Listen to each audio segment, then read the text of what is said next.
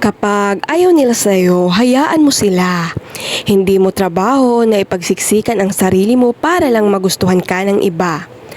Ang halaga mo ay hindi nakadepende sa approval ng mga tao sa paligid mo. Kapag pinilit mo ang sarili mo sa lugar kung saan hindi ka pinapahalagahan, unti-unti mong binabawasan ang sarili mong pagkatao. Kung ayaw nila sa'yo, ibig sabihin lang yan, hindi sila ang mga taong nakalaan para sa takbo ng buhay mo. Hayaan mong umalis ang mga dapat umalis para magkaroon ng espasyo ang mga taong tunay na nagpapahalaga sa'yo. Kapag hinuhusgahan ka, hayaan mo. Napakadaling magsalita ng ibang tao dahil hanggang labas lang naman ang nakikita nila.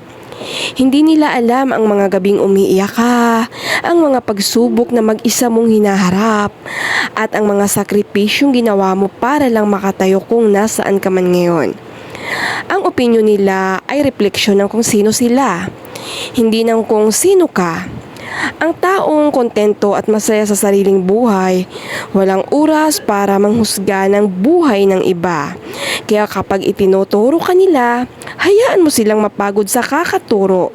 Ang mahalaga, alam mo ang katotohanan sa likod ng sarili mong kwento.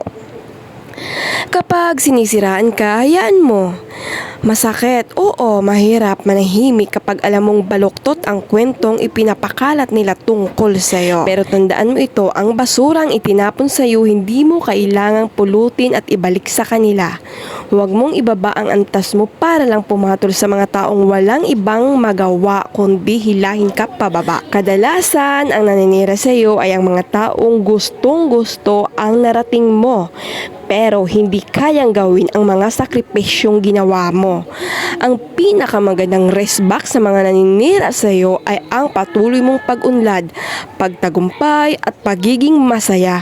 Hayaan mo silang mabilaukan sa sarili nilang mga kwento habang ikaw ay tahimik na umaangat o umaasenso. Ang buhay ay masyadong maikli para ubusin mo ang enerhiya mo sa pagpapatunay ng sarili mo sa mga taong sarado naman ang isip at puso. Hindi mo kailangang ipaliwanag ang sarili mo sa mga taong ang gustong makita lang sa iyo ay ang pagkakamali mo. Sa huli, ang pinakamahalagang kapayapaan kapag natutunan mo ang salitang hayaan mo sila. Doon mo marirealize kung gaano kasarap mabuhay ng malaya. Hayaan mo silang mag-isip, magsalita at gumawa ng kung ano-anong gusto nila. Ang focus mo ay dapat nasa sarili mong pangarap, sa pamilya mo at sa mga taong totoong nagmamahal sa iyo. Hayaan mo sila dahil sa dulo ng araw ang buhay mo ay sa iyo at ang buhay nila ay sa kanila.